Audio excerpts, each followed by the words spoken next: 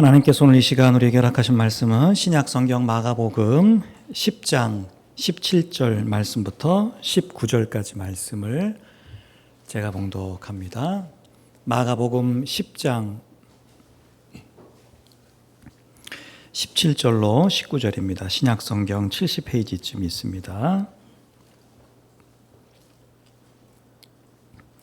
마가복음 10장 17절로 19절 제가 봉독합니다. 예수께서 길에 나가실새 한 사람이 달려와서 꿇어앉아 묻자오되 선한 선생님이여 내가 무엇을 하여야 영생을 얻으리이까?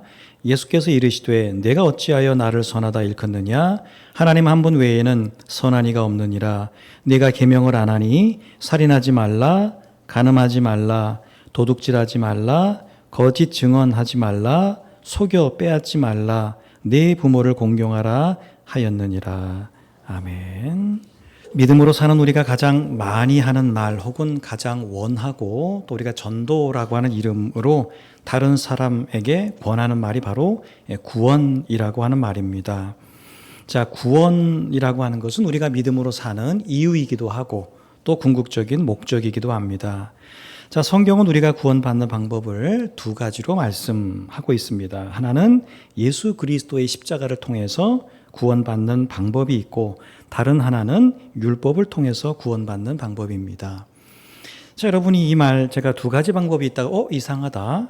우리가 구원받는 방법은 오직 예수 그리스도의 십자가 한 가지밖에 없는데 이렇게 생각하실 겁니다. 맞습니다.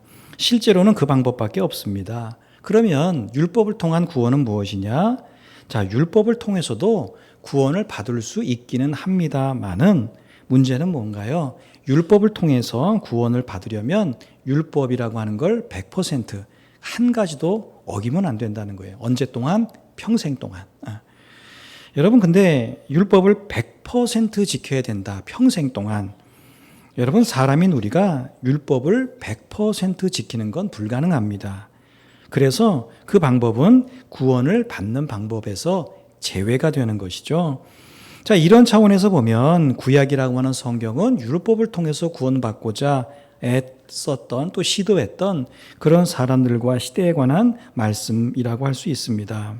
자, 율법을 주신 하나님께서도 사람들이 율법을 잘 지킴으로 구원받을 수 있다 이런 생각을 가지고 한번 해보겠다고 하니까 잠깐 그대로 두셨어요. 그런데 어떻죠? 사람들이 율법을 100% 지키기는커녕 율법에 허덕이면서 그냥 율법 때문에 치여서 그런 삶을 살아가는 걸 보시다가 이래서는 안 되겠다 여기셔서 자신의 아들인 예수 그리스도를 이 땅에 보내어 구원의 길을 보이고 또 그 구원의 길을 여시게 되었죠. 자, 그래서 구원의 길이 몇 개냐 묻는다면 2개라고 말은 할 수 있지만 사실 실제로 구원 가능한 길은 예수 그리스도의 십자가가 유일합니다. 그러니까 결론적으로는 구원받는 길이 뭐냐? 그러면 2개다 그러면 안 되고 사실은 하나밖에 없다라고 이야기해야 되는 거죠. 자, 그러면 오늘 왜 굳이 그 말씀을 드리냐면 오늘 18절 말씀에 보면 선생님이여 내가 무엇을 하여야 영생을 얻으리이까? 앞에 이제 오늘 17절에서 그런 말씀을 했죠. 예수님 찾아온 사람이 영생에 대해서 예수님께 묻습니다. 내가 어떻게 해야 선한 선생님 내가 어떻게 영생을 얻을 수 있겠습니까? 이걸 물어요. 그러니까 18절에 예수님께서 이렇게 말씀하십니다. 내가 어찌해야 나를 선하다 일컫느냐? 하나님 한 분 외에는 선한 이가 없느니라. 여러분, 이 말씀의 의미가 뭘까? 여러분, 선하신 하나님이 이미 영생으로 가는 길을 율법에 말씀해 주셨다는 거예요. 율법을 통해서 이 율법을 잘 지키면 영생할 수 있어 라고 선하신 하나님이 이미 말씀을 해 주셨다는 거죠. 그러니까 그 율법을 받은 네가 그 율법대로 살면 너는 영생을 얻을 수 있다. 선하신 하나님이 그 율법대로 사는 자에게 영생을 허락해 주실 텐데 왜 굳이 나한테 와서 어떻게 해야 영생을 얻을 수 있느냐 이렇게 묻느냐라는 그런 취지의 대답이신 거죠. 자, 그러면서 이제 예수님이 구원받을 수 있는, 영생할 수 있는 그 율법에 대해서 일일이 구체적으로 나열을 하십니다. 6가지 계명이 나오는데 살인하지 말라, 간음하지 말라, 도둑질하지 말라, 거짓 증언하지 말라, 속여 빼앗지 말라, 내 부모를 공경하라. 6가지를 말씀하세요. 여러분 딱 들을 때 뭐해? 이거 어디서 많이 듣던 말씀인데 생각나시죠? 예, 십계명입니다. 지금 첫 번째부터 네 번째까지는 십계명의 여섯 번째와 아홉 번째까지를 순서대로 그렇게 말씀을 한 것이고, 다섯 번째는 조금 달라요. 속여 빼앗지 말라. 요거는 열 번째 계명에 탐내지 말라를 대신하는 거예요. 여러분, 지금 예수님을 찾아온 사람이 부자라고 했죠. 굉장히 부해요. 부자입니다. 그렇기 때문에 이 부자는 자기보다 뭔가를 더 가진 사람이 많지 않을 가능성이 있어. 그러니까 이 사람이 나보다 더 많이 가진 사람을 보면서 막 탐내고 그럴 가능성은 별로 없는 거죠. 그 대신 어때요? 이 사람은 자기의 부를 축적하는 그런 과정에서 남을 속이거나 착취할 수 있는 것이죠. 그래서 예수님은 이 부자 청년이 처한 상황에 좀 더 적합한 말씀으로 십계명의 열 번째 계명을 조금 내용을 바꿔서 속여 빼앗지 말라 이렇게 말씀을 하신 거죠. 원래는 탐내지 말란데. 자, 그리고 또 여섯 번째인 내 부모를 공경하라. 여러분, 이게 이제 십계명에 보면 두 번째 돌판의 첫 번째, 다시 말하면 다섯 번째 계명에 나와 있는 것이죠. 그런데 오늘 말씀에는 제일 끝에 나와요. 여러분, 이왕이면 십계명 순서대로, 그죠? 5, 6, 7, 8, 9, 10 이렇게 부모를 공경하는 것부터 탐내지 말라까지 순서대로 쭉 하면 알아듣기도 편하고 이게 좀 이해가 쉬울 텐데 굳이 부모 공경하라는 이 말씀을 맨 뒤에다가 갖다 놓으셨어요. 여러분, 그건 부모 공경이 섬김과 나눔과 관련이 있기 때문에 그러합니다. 자, 이제 다음 주에 나누겠지만 오늘 말씀 뒤에 보면 계명을 쭉 이런 여섯 가지 계명 지켜라. 그러면 너 영생 얻을 수 있어. 이렇게 하니까 이 사람이 뭐라고 해요? 아주 자신 있게 예수님 나 그거 다 지켰습니다. 이렇게 이야기하죠. 그러니까 예수님이 이 사람에게 뭐 하죠? 너에게 한 가지 부족한 게 있어. 그게 뭐냐면 너에게 있는 재산을 다 팔아서 가난한 사람들에게 나누어 주고 와서 나를 따르라. 이런 말씀을 하시죠. 자, 섬기고 나누는 것에 대한 말씀을 이렇게 하십니다.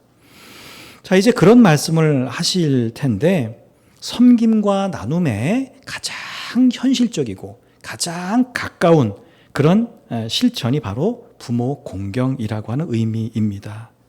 자, 누군가를 내가 섬긴다고 하면서 또 내가 내 것을 다른 사람과 나눕니다 이렇게 말하면서 자기 부모를 나몰라라 한다라고 하면 진정한 의미의 섬김과 나눔이라고 할 수 없는 것이죠. 가장 가까이에 있는 자기를 낳아준 그런 부모를 섬기지 못하거나 또 자기에게 있는 것을 자식에게는 줄 줄 알면서 부모에게 줄 줄 모른다면 하나님이 말씀하신 섬김과 나눔의 계명을 아무리 다른 사람들에게 나눠주고 섬기고 이렇게 한다 할지라도 그거 자기 부모 공경하지 못하는 거는 진짜 섬기고 진짜 공경 나누는 게 아니다. 이런 의미로 예수님은 이 부모 공경이라는 말씀을 나눔과 섬김의 말씀과 연결되도록 맨 마지막에 이렇게 두셨다고 볼 수 있습니다. 자, 우리가 아는 것처럼 십계명, 여러분 세례 받으실 때나 또 여러분 성경책 찬송가 앞뒤에 보면 십계명이 다 기록이 되어 있습니다.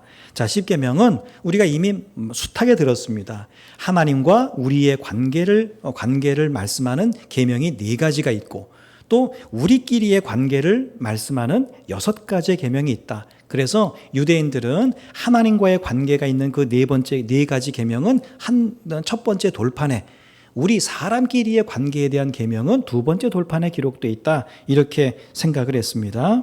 자, 그런데 오늘 말씀에서 예수님은 첫 번째 돌판에 새겨진 십계명 1, 2, 3, 4 계명에 대해서는 말씀하지 않고 5, 6, 7, 8, 9, 10 두 번째 돌판에 있는 그 계명만 말씀을 하고 계십니다.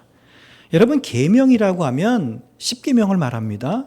10가지 모두를 말합니다. 그런데 왜 예수님은 하나님과의 관계 속에서 있는 계명은 쏙 빼놓으시고 사람과의 관계 속에서 우리가 지켜야 될 도덕적, 윤리적 그런 계명들만 말씀하셨을까? 그것도 지금 뭐예요? 이 사람이 와가지고 예수님 어떻게 하면 세상을 좀 더 평안하게 살 수 있습니까? 이러면 이런 대답이 괜찮아요. 그런데 영생에 대해서 묻고 있단 말이죠. 지금 영생은 믿음과 구원과 관련된 거잖아요. 그러면 우리 생각에는 좀 더 뭔가 이렇게 하나님과 관련된 계명에 대해서 말씀을 해주실 것 같은데 그렇게 말씀하지 않고 뭐예요? 사람, 지금 영생에 대해서 묻고 있는데 사람, 우리끼리 하는 그런 관계 속에서의 계명을 말씀하셨다라고 하는 것이죠. 여러분, 그런데 거기에는 이유가 있습니다. 여러분, 우리와 하나님과의 관계에 대한 계명, 1, 2, 3, 4 계명이죠. 10계명 중에 여러분, 이 계명들은 사실 우리의 마음의 자세, 삶의 방식, 이런 것에 관한 말씀입니다. 무슨 말인가요, 여러분? 그 계명들은 지켰는지 안 지켰는지 겉으로 드러나지 않는다는 거예요. 알 수가 없다는 겁니다. 너는 나 외에는 다른 신들을 내게 두지 말라. 이런 첫 번째 계명이 있죠. 자, 이 계명을 누군가에게 들이대면서 말이죠. 야, 10계명 첫 번째 계명이 너 외에 하나님 외에는 다른 신을 두지 말라고 했는데 너 이 첫 번째 계명 지켰어 안 지켰어? 물었더니 그 사람이 그 계명 나 잘 지켰어. 그만입니다. 그러면 그걸 어떻게 확인하겠어요? 그 사람이 진짜 마음에 뭘 두었는지 안 알 수가 없다는 것이죠. 확인할 방법이 없습니다. 물론 이제 10계명의 네 번째 안식일을 거룩히 지켜라. 이런 거는 조금은 알 수 있죠. 주일 성수. 저 사람이 주일날 예배를 잘 드리나 안 드리나 이걸 가지고 조금은 확인 가능하겠지만 그건 역시도 주일 예배에 참석하는 것과 그 주일을 거룩하게 지키는 것은 좀 구분될 수 있습니다. 여러분, 그래서 어느 정도 겉으로 드러나는 이 안식일을 준수하는 계명 외에는 사실 10계명의 1, 2, 3, 4계명, 하나님과 관계된 계명은 지켰는지 안 지켰는지 알 수가 없습니다. 여러분, 그건 하나님과의 관계 속에서 지켜야 되는 계명들은 모두 뭐다? 이게 지키고자 하는 우리 마음의 자세, 그리고 내가 하나님을 향한 내 삶의 방식, 이런 것처럼 이게 눈에 보이는 게 아니기 때문입니다. 하나님과 나 외에는 모릅니다. 그것을 지켰는지 안 지켰는지. 여러분, 그런 의미에서 두 번째 돌판에 새겨진 다른 사람이나 이웃과 관계 속에서 지켜야 되는 계명이 중요합니다. 여러분, 왜 그러하죠? 두 번째 돌판에 새겨진 이웃을 윤리적으로 도덕적으로 잘 대해라. 여러분, 이런 계명을 얼마나 신실하게 지켰는지, 이것이 첫 번째 돌판에 새겨진 하나님과의 관계에 대한 계명들을 어떻게 대하고 어떻게 지키고 있는지에 대한 지표가 될 수 있기 때문입니다. 여러분, 사람인 우리는 하나님께는 잘하고 사람에게는 잘 못하는 경향이 있습니다. 하나님은 우리가 믿는 하나님이라고 우리는 믿고 있죠. 하나님은 창조주 하나님이시고 전능한 분이라고 우리는 고백합니다. 그래서 어때요? 하나님 함부로 대하면 안 돼. 우리 그 마음이 다 있습니다. 근데 다른 사람이 하나님이 아니야, 저 사람은. 그렇기 때문에 우리는 알게 모르게 좀 함부로 대해도 된다, 이렇게 여기곤 합니다. 같은 사람이라도 목사님에겐 잘해야 돼, 다른 성도는 그냥 괜찮아, 이런 생각이 우리 안에 있다는 거예요. 여러분, 하지만 성경을 꼼꼼히 살펴보면 이게 얼마나 우리 안에 잘못된 생각인지 어렵지 않게 깨닫게 됩니다. 자, 오래전에 제가 이제 한 교회 부교육자 이렇게 생활을 할 때 부목사님들이 여러 분 계셨어요. 담임 목사님하고 생각이 다른 게 한 가지가 있었습니다. 그게 뭐냐면 담임 목사님한테 잘하는 문제였어요. 담임 목사님들 만날 때마다 야, 나한테 잘해 이렇게 말씀을 늘 하셨어요. 잘해. 자, 그런 말씀을 잘 이렇게 하셨는데 그때 그 잘해라고 하는 말씀의 의미가 뭐 여러 가지 농담 반 진담 반 있으셨지만 담임 목사님 개인에게 잘하라는 의미가 조금 더 컸습니다.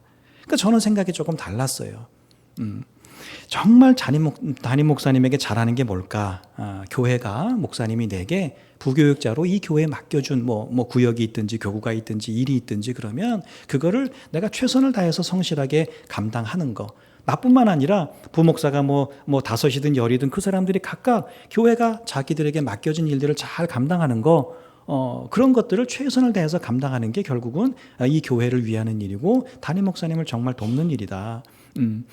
부교육자들이 자기의 맡겨진 일들을 크고 작은 일들을 이렇게 잘 감당하면 담임 목사님이 거기에 대해서 더 이상 신경 쓰지 않고 교회를 크게 보고 큰 그림을 그리면서 그렇게 목회하시도록 하는 거, 그게 진짜 돕는 거다. 이런 생각을 했습니다. 그것 때문에 사실은 눈치 없다는 소리도 좀 듣긴 했는데 그 생각은 여전히 변함이 없습니다.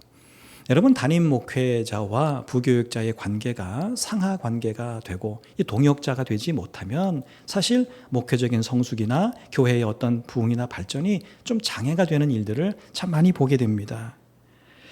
자, 여러분, 우리는 하나님께 잘하는 게 뭘까 생각해 보아야 합니다. 여러분, 우리 하나님은 우리가 하나님께만 잘하고 다른 사람에게는 함부로 하는 걸 결코 원하지 않으신다는 거예요. 여러분, 우리가 정말 성경을 알고 있고 믿고 있고 그 성경의 모든 말씀을 믿음으로 고백하고 있다면 우리는 그것이 누구든 함부로 대해서는 안 됩니다. 왜 그렇죠? 여러분 생각나시고 추측하실 겁니다. 그 사람에게 한 것이 곧 하나님에게 한 것과 다르지 않기 때문입니다. 여러분, 예수님께서 작은 자 하나에게 한 것이 곧 누구에게 한 것이라고 하셨죠? 내게 한 것이다. 예수님께 한 거라고 했어요. 또 사도인 바울을 통해서는 뭐라고 하셨어요? 무슨 일을 하든지 마음을 다하여 누구에게 주께 하듯 하고 사람에게 하듯 하지 말라고 하셨습니다. 자, 대표적으로 두 말씀을 여러분에게 인용해 드렸지만 여러분, 성경이 이런 말씀들을 종합해 보면 곁에 있는 사람에게 한 것이 곧 주님께, 하나님께 한 것이라는 겁니다. 여러분, 이것이 우리가 하나님의 모든 계명, 어떤 계명이 아니라 하나님과 관련된 계명뿐만 아니라 사람과 관련된 계명도 잘 지켜내야 하는 이유입니다. 여러분, 특별히 하나님과의 관계에 관한 계명뿐만 아니라 다른 사람과의 관계된 그런 계명들, 여러분 이게 잘 지켜야 되는 거, 여러분 이 두 계명이 서로 연결되어 있기 때문에 그러합니다. 여러분, 믿음을 가진 우리 중에 누가 감히 하나님 함부로 대하기를 원하겠습니까? 그런 사람 하나도 없어요. 믿음을 가진 사람이라면 결코 우리는 말로나 행실에 있어서 하나님께 함부로 대하는 거 그렇게 하지 않습니다. 조금이라도 하나님께 잘못한 것이 있거나 뭔가 내가 하나님을 좀 함부로 대한 것 같은 느낌이 있거나 그런 것이 여겨지는 게 있다면 우리는 좀 하나님께 굉장히 죄송한 마음을 갖게 되죠. 자, 여러분, 믿음으로 우리가 살아가면서 때로는 좀 죄책감을 가져요. 뭔가 죄송한 마음을 갖고 미안한 마음을 갖고, 여러분 이럴 때가 언젠가 이렇게 생각해 보면 다 하나님과의 관계 속에서 그러합니다. 자, 주일 성수를 못했어요? 그러면 마음이 굉장히 불편해지죠.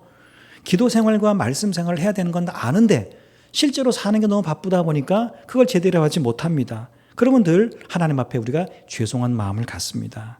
말씀에 순종하고 말씀대로 사는 거, 그 정답은 아는데, 사는 게 너무 분주하다 보니, 그렇게 하지 못하면 우리 안에 뭐죠? 죄책감이 들어요. 말씀대로 살아야 되는데, 하는 그런 마음이 우리 안에 든다는 거예요. 봉사하고 섬겨야 되는 거 우리가 아는데, 그 삶이 뒷받침되지 못할 때 굉장히 우리 안에 미안한 마음이 있죠. 자, 그런데 여러분, 우리가 곁에 있는 성도에게 함부로 한 것에 대한 죄책감이나 미안한 마음, 이건 우리가 잘 안 갖는다는 것이죠. 다른 사람에게 심한 말을 했어요. 다른 성도에게, 심지어 그 사람에게 욕을 했습니다. 그것 때문에 죄책감 갖는 사람 그렇게 많지 않습니다. 저 사람은 그런 말을 들어도 욕을 먹어도 오히려 이렇게 생각한다는 것이죠. 다른 사람을 우습게 보고 함부로 대했다고 해서 막 마음이 불편하고 마음에 미안한 마음을 갖기보다는 저 사람은 그런 대우를 받아도 돼, 이렇게 생각하는 경우들이 많이 있다라고 하는 것이죠. 여러분, 사실 믿음으로 사는 우리의 문제는 1차적으로는 하나님과의 관계에 있어요. 하나님과의 관계가 어그러지거나 잘못되면 우리 믿음으로 사는 삶은 굉장히 큰 어려움을 겪습니다. 여러분, 그런데 또 많은 경우 보면 다른 사람과의 관계 때문에 그러합니다. 만약 여러분이 그런 고민을 한 번쯤이라도 해보신 적이 있다면, 예를 들면 내가 믿음으로 살까 말까, 교회를 나갈까 말까, 이런 고민을 한 번이라도 해보신 분이 있다면 그때 왜 고민하셨는지를 한번 떠올려 보세요. 그러면 하나님 때문에 그런 고민하신 분은 거의 한 분도 안 계실 거예요. 다 사람 때문일 겁니다. 아마도, 모르긴 해도. 우리는 하나님과의 관계만 바르면 되지, 다른 사람과의 관계가 상관없다, 이런 식으로 우리가 말할 때가 참 많습니다. 다른 사람이 어떠하든지 나는 내 믿음만 지키면 된다, 이렇게 말합니다. 여러분, 하지만 그거는 대단히 성경적이지 않은 생각입니다. 여러분, 왜냐하면 성경은 어디에도 다른 사람은 일절 상관하지 말고 너는 네 믿음만 지키면 돼, 이렇게 말씀하고 있지 않기 때문입니다. 오히려 그 반대로 성경은 사회적인 약자죠. 그 시대에 고아, 과부, 나그네 이런 사람들을 살피라고 했고, 아무도 관심 두지 않는 작은 자에 대해서 관심을 가지라고 했고, 누구를 만나든 무슨 일을 하든 마치 하나님께 하듯 그렇게 하라, 이렇게 말씀을 하셨습니다. 여러분, 믿음으로 사는 우리의 출발과 중심은 언제나 하나님이어야 합니다. 하나님, 출발과 중심은. 여러분, 하지만 하나님을 삶의 출발과 중심에 둔 사람은 곁에 있는 사람들을 함부로 대하지 않고 하나님 대하듯 한다는 것도 잊지 말아야 합니다. 하나님을 출발과 중심으로 두면서 사람은 함부로 대하는 일은 성경으로 보면 있을 수 없어요. 그런 일은 불가능합니다. 여러분, 그 말이 무슨 말인가? 이 말을 바꿔 말하면 사람을 함부로 대하는 사람, 하나님 대하는 마음의 자세, 또 그 삶의 방식이 하나님을 대하는 그것이 진지하거나 진심이 아닐 가능성이 크다는 거예요. 왜 그렇습니까? 여러분, 하나님을 대하는 마음의 자세와 삶의 방식은 늘 하나님께로 드러나기도 하지만 늘 사실 곁에 있는 사람을 어떻게 대하느냐, 이것으로 표현되기 때문에 그러합니다. 하나님을 향한 나의 마음, 내 인생 하나님 중심으로 살아가는 거, 이건 눈에 보이지 않아요. 그래서 그 진짜인지 가짜인지 이걸 알 수가 없어. 근데 어떻게 이게 좀 드러나느냐? 내가 옆에 있는 사람들이 어떻게 대하느냐? 이게 하나님을 향한 그것이 드러나는 하나의 지표가 된다라고 하는 겁니다. 여러분, 그래서 하나님에 대한 계명만 중요하게 여기고 사람에 대한 계명을 소홀히 여기는 거, 이런 일들을 삼가해야 합니다. 하나님과의 관계 속에서 지켜야 하는 계명과 대등하게 다른 사람과의 관계 속에서 지켜야 하는 계명들을 우리가 지켜야 하는 것이죠. 여러분, 성경은 하나님과의 관계 속에서 지켜야 하는 계명만 말씀이라고 하지 않으셨어요. 야, 하나님에 대한 믿음, 기도 이런 것만 말씀이다, 이렇게 하지 않고 다른 사람과의 관계 속에서 지켜야 되는 그런 계명들도 말씀이라고 하셨고, 성경을 이렇게 보면 사실 하나님과의 관계 속에서 해야 되는 말씀보다도 비율로만 보면 다른 사람과의 관계에 대한 말씀 굉장히 훨씬 더 많은 걸 우리는 알아야 합니다. 여러분, 사람은 그냥 혼자 있는 게 아니라 사람은 하나님과 연결이 돼 있어요. 사람에 대한 계명은 사람에 대한 계명으로만 끝나는 게 아니라 하나님에 대한 계명과 연결이 돼 있습니다. 여러분, 그래서 곁에 누가 있든지 존귀하게 여기고 존중하고 용서하고 이해하고 사랑하시기 바랍니다. 여러분, 그것이 뭐다? 하나님을 내가 존귀하게 여기고 하나님을 경외하고 하나님을 사랑하는 눈에 보이는 증거인 것이죠. 여러분, 하나님을 경외하고 하나님을 사랑하는 마음의 자세가 있으십니까? 나는 삶의 방식이 하나님 빼면 시체야, 이런 분이 계십니까? 여러분, 그러면 곁에 있는 사람을 주님 대하듯 하시기 바랍니다. 하나님에 대한 여러분을 그걸 통해서 여러분 드러내시기를 바랍니다. 여러분, 그러할 때 하나님은 우리가 하나님께 직접 하는 것 이상으로 굉장히 기뻐하실 겁니다. 여러분, 부모의 가장 큰 기쁨은 자식들이 싸우면서 많은 돈을 갖다 주는 게 아닙니다. 그렇죠? 자식이 만약 여럿 있다면 그 자식들이 비록 서로 다 어렵게 살아도 자기들끼리 화목하게 살고 부모에게 잘하는 거, 여러분, 그것보다 부모가 더 바라고 기뻐할 게 뭐가 있겠습니까? 아버지 하나님의 자녀이고 피조물 된 우리의 화목과 사랑은 여러분, 하나님의 큰 기쁨인 것이죠. 여러분, 하나님에 대한 계명 귀하죠. 중요하죠. 우리는 그렇게 해야 합니다. 근데 여러분, 그걸 무엇으로 드러내시겠습니까? 하나님은 그걸 너의 곁에 있는 사람들에게 네가 어떻게 하느냐, 이걸로 드러내라고 말씀하십니다. 이번 한 주 우리가 곁에 누가 있든지 간에 그 사람을 좀 존귀하게 여기고 존중해주고 용서하고 이해하고 사랑하는 여러분 그런 복된 한 주가 되어야 할 줄로 믿습니다. 하나님을 사랑하는 것을 여러분 그렇게 옆에 있는 사람에게 표현해 보세요. 하나님이 참 잘했다, 잘하고 있다 칭찬하고 격려해 주시고 그런 자에게 주시는 복을 또 우리에게 허락해 주실 것입니다. 이번 한 주 곁에 있는 이들에게 그것이 남편일 수도 있고 또 아내일 수도 있고 자식일 수도 있고 내 마음에 들지 않는 사람이 있다 할지라도 여러분 곁에 있는 이들을 누구에게 하듯 죽게 하듯 그렇게 존경하고 존중하고 용서하고 사랑하고 함께 해보세요.